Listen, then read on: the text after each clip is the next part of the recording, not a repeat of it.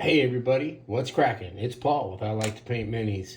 Hey, today I just wanted to go over some painted minis, and the topic is Army Painter Speed Paints 2.0. And they're some of the greens that I wanted to share, some of my favorites.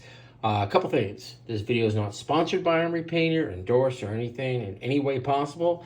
I just, as you've seen in my past videos, I'm one of their fanatics, intense, the Fanatic line, but I love their paints. I love the speed paints, their original war paints, more anything now, the Fanatic paint line.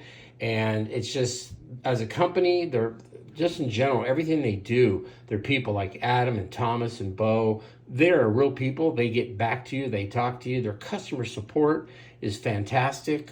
That's something I always look for. Being in this hobby almost 6 years now, they've been some great teachers to me going down that line. So let's go over some of the ones. I'm trying to keep this video short, but let's go over some of the ones I like the most. Hopefully this comes into focus for you soon.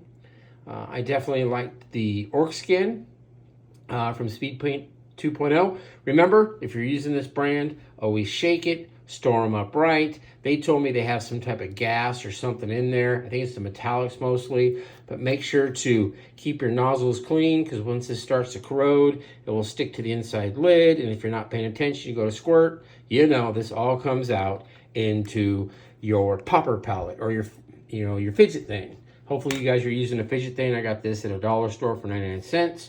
Paints come out really good. Don't use them on your wet palette. Just a tip there. Once again, we're looking at Orc skin. So here's a couple of examples, some fully painted and not painted. So this one right here, this is Orc skin over, I think it's the Orc's muscles. I think it's an Orc. I always start on the inner, the flesh, and the faces to come out. I was taught by that by Uncle Adam, the Maniac painter. He talked about that, just how you touch up. But you can paint however you want. For me, it's always worked from the inward out within those areas. This does not have anything over the paint yet. It's just the straight Orc skin 2.0. And normally what I do, is I mentioned in my channel, I'm the 50-50 guy. Probably coined that. I don't know if I did or not. I like to do slap chop. And I also like to use acrylic paints, either for highlighting or dry brushing within those areas. It just depends what comes to me at the time. I still need to get better to map out my paints and have them in front of me, but sometimes I go just with the whim. Here is a finished troll that had Orc skin on it. And then I went back over, probably did a light green wash, and then I used the Fanatic line for the green skin in the triad sets, probably a 2 or 3. I can't remember the name. Maybe it's Deep Greens, and I hit that up. Came out really popping for me. Killer Troll, I think I got maybe 1,000 views on this one. Also, my DM's ready to use it when we need a campaign for a troll. Hopefully he'll use it. That'd be great. Otherwise, the Orc skin pops really good for me. And then one last piece, I'm also using it on a bust. The armor, this is way from done, but the armor is leather for here for me. And then I've came over with a darker wash, probably some Citadel Nolan oil. And then I'm going to highlight it more green tones from the Fanatic line. Now let's jump over to one of my other favorite ones. And it looks dark when it's in the bottle. It does dry a little bit lighter than it shows on the label. But this is Ghillie Dew. Ghillie Dew's popping too, man. That's why I picked these 3 colors that I'm going to show you. And then I did this slime elemental, whatever I named it on my YouTube channel. And I did some washes on it, a lighter green wash from the Army Painter. But then I came over it with even a lighter Fanatic dry brush. But the base is the Ghillie Dew, and it really makes it, for me, it stands out. And then it pops against the grass that I've done on these. So I really enjoy that. And kind of a trippy name, Ghillie Dew, right? And here's another one. So let's jump over to Forest Sprite. This is another one that looks dark in the bottle, but it dries really light, and you'll enjoy it. I enjoy it. So let's take a look real quick here at a Woven. I'm probably saying that incorrectly, but I dropped it with the light Forest Sprite, and then I came over with a darker greener wash, and then I hit it with another, maybe a mix of the Fanatic lines with a light and a dark green tone, just to dry brush it on there. And I've also used, of course, some of their effects paints. and more non-steppy grass to make it pop within those areas. But this was a killer model to paint, but I'll show you an exact opposite of that using the same paint where you can keep it light still.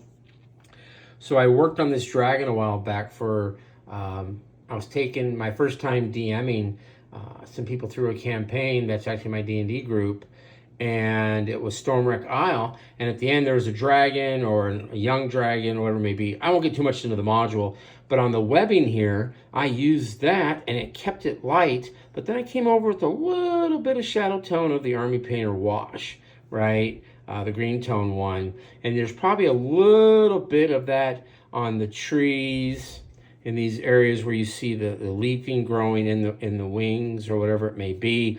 But I also darkened that with some of the Fanatic green paint line. As I mentioned, you know what, the Army Painter Speedpaint 2.0 doesn't do reactions. You don't have to worry about it. If you hit an area and you go back to another part of the area and come back, the paint's going to pill up. It hasn't done that for me yet. Haven't had any of those problems. Also, when I do my first base coat of my speed paints, I like to take a brush and dampen it a little bit before actually just putting it in the paint. You could also use the Army Painter Speed Paint Medium. I think they say 1 to 1. Sometimes I do that. But now that I'm out of the Speed Paint Medium, I use a little bit of water on my damp brush and go those areas. And if you haven't done slap chop before, I have some videos that you can watch how I do my slap chop. But normally you get a miniature, you pick it. I prime it black, flat black.